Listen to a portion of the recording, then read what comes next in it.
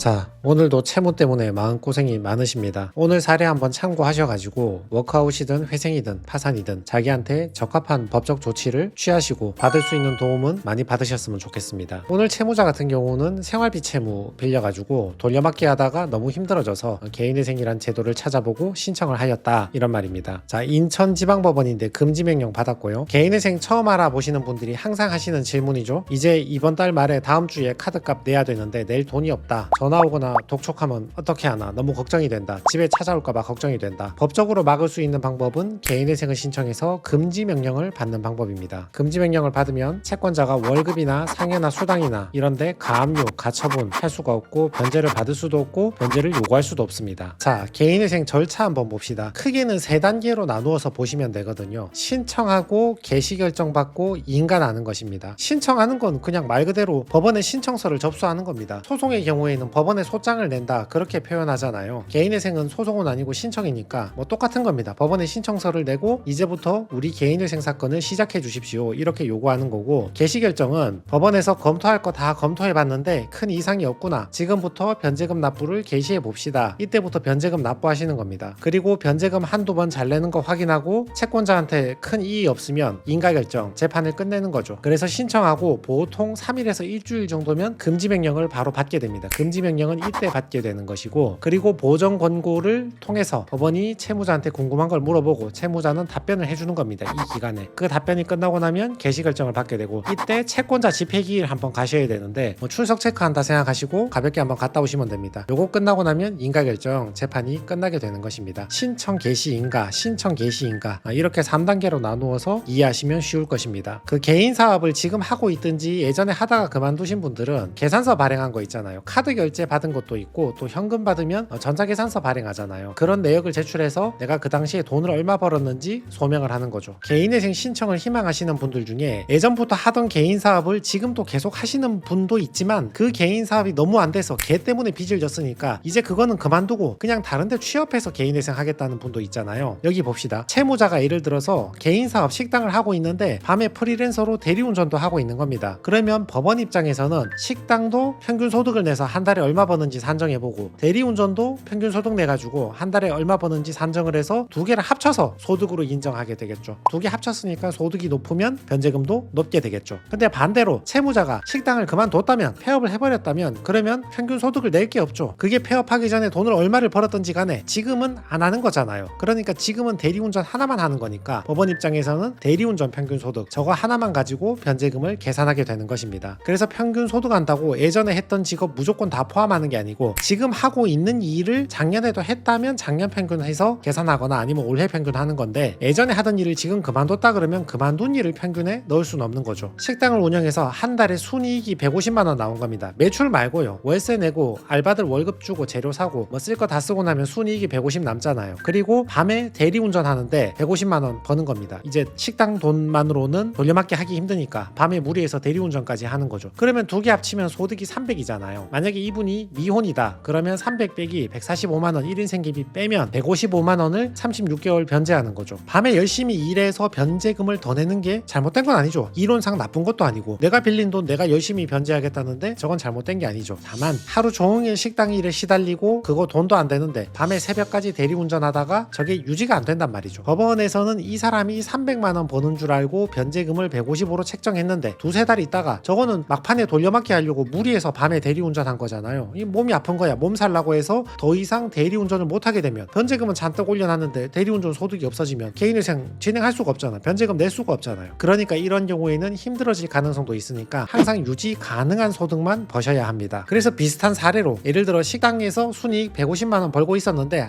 이거 더 이상 해봐야 답도 없네. 몸만 고생하고 직원들 월급만 챙겨주고 나는 고생만 하고 남는 건 하나도 없구나. 그래서 폐업해버렸어. 그리고 대리 하나만 하면 되니까 대리를 조금 더 할 수 있겠죠. 그래서 150 소득을 200으로 올렸다. 그러면 식당은 그만둔 일이니까 폐업 신고했으니까 저거는 소득에 합산하면 안 되겠죠. 대리운전 소득 200만 원 빼기 한 달 1인 생계비 145만 원 하면 55만 원 남잖아요. 55만 원을 36개월 변제한다. 대략 이렇게 예상을 해볼 수 있겠죠. 물론 기타 사정에 따라서 변제금 요거는 좀 변동이 있습니다. 그래서 내가 예전에 하던 개인 자영업을 폐업 신고해버렸으면 그때 벌었던 소득을 지금에 와서 평균 소득 계산하는데 포함하거나 집어넣지 않는다 그 말이죠. 그만뒀으니까. 근데 경우에 따라서는 폐업 신고를 못한 사람들도 있거든요. 제 지난번 영상 보셨는지 모르겠는데 폐업 신고 못했지만 실질적으로 폐업하고 더 이상 돈을 벌고 있지 않다. 그리고 폐업 신고를 할 수 없었던 사정이 있다. 그런 것들을 소명하면 그거 역시 지금은 하지 않는 일이니까 제외하는 거죠. 근데 일부 채무자 중에서는 자기 말로는 자영업을 안 한다고 하는데 폐업 신고 안 하고 가만히 내버려 두는 분들이 있는데 그분들 중에 피치 못할 사정으로 폐업을 못해서 소명이 가능한 게 아니라 조금씩 계속 사업을 하는 분들이 있어요. 그리고 개인회생 끝나자마자 본격적으로 다시 하려는 분들이 있거든요. 그건 어찌됐건 조금씩 매출이 계속 나오는 거잖아요. 그러면 그만둔 게 아니잖아. 지금 하고 있는 거잖아요. 단지 지금 소득이 낮을 뿐이지 그만둔 일은 아니잖아요. 그러면 이거는 평균 소득 내가지고 지금 소득에 포함을 해버린단 말이죠. 이번 달은 못 벌었다 해도 지난달 지지난달 많이 벌었다면 평균 소득은 높은 거잖아요. 그거 다 포함해버리면 소득이 높으니까 변제금도 높게 나올 가능성이 있는 거죠. 이분은 개인 사업은 그만두고 단기간 그러니까 알바로 취업한 겁니다. 편의점에 취업한 겁니다. 편의점에 급할 때 당장 들어갈 수 있는 건 편의점, 식당 뭐 이런 거 있잖아요. 최근 취업이잖아요. 지금 취업해서 바로 신청이 가능한가? 이거 물어보시는데 제가 최근 취업 같은 경우는 몇 달 소득을 평균 내야 된다고 말씀을 드렸더니 그러면 6개월 동안 월급을 받고 나서 그 다음에 신청해야 됩니까? 이렇게 물어보시는 분이 있는데 그 뜻이 아니라 4월 1일에 취업했으면 4월 2일에 신청을 바로 한단 말이죠. 그러면 재판하고 있는 중에 4월 25일에 말일 되면 월급이 나오잖아요. 계좌에 월급을 이체를 해주든 급여 명세서가 있든 뭐 자료가 생기잖아요. 그리고 5월 말에도 월급을 받고 6월 말에도 월급을 받고 7월 말 8월 말 계속 월급이 나오잖아요. 그러니까 재판을 하면서 실시간으로 내가 월급 받고 있는 거를 계속 보고를 해주는 겁니다. 그렇게 나온 금액을 평균 내가지고 개인회생을 진행하는 거죠. 이와 반대로 6개월치 월급을 다 쌓은 다음에 10월 달 돼서 개인회생 신청한다 그러면 너무 힘들잖아요. 6개월 동안 독촉을 계속 겪어야 되니까. 자 보세요. 이분 개인 사업은 그만두고 CU 편의점에 취업을 했습니다. 월급 210만 원이고 1인 생계비 153만 원. 원래 24년 기준으로는 135만 원인데 뭐 기타 추가 생계비 20만 원 더해가지고 153만 원 뺐습니다. 그래서 56만 원 36회 변제 2천만 원 정도 변제하는 걸로 개시 결정을 받았습니다. 그게 자기 채무의 66%를 변제하고 34% 탕감받고 이자는 전부 다 탕감받는 조건입니다. 최근 취업이면 조건부 인가가 나올 가능성이 높죠. 그렇지만 방금 보셨듯이 채무가 적어서 변제율 자체가 높기 때문에 내 채무의 상당 부분을 변제하기 때문에 이분은 조건부 인가가 나오지 않았습니다. 전체 채무액 3천만 원 중에서 2천만 원 변제하고 나머지는 탕감이고 11월 달에 개시 결정을 받았습니다. 자 정리해 봅시다. 자영업하고 프리랜서를 하든 뭐 프리랜서 2개를 하든 알바 2개를 하든 간에 투잡하는 분들 있잖아요. 둘 다 평균 소득을 내서 합산을 하는 겁니다. 다만 하나를 확정적으로 그만뒀다면 그만둔 게 확실하다면 그거는 제외한다. 최근 취업한 사람들이요. 월급 6개월을 계좌에 찍고 그 다음에 신청해야 되나 이렇게 물어보시는데 그게 아니고 바로 신청은 가능한데 바로 신청한 다음에 재판을 진행하면서 매달